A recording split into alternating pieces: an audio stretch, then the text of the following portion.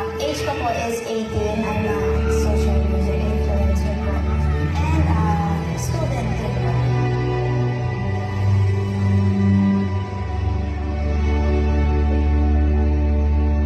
So, PSA. Ingay ko ang Tagalog. Pero may pagkaklang. Yung naging klase niyo ngayong araw ay isang bagay na alam kong malapit sa buhay mo. Din po ako, nagsimula po ako mag-content creator.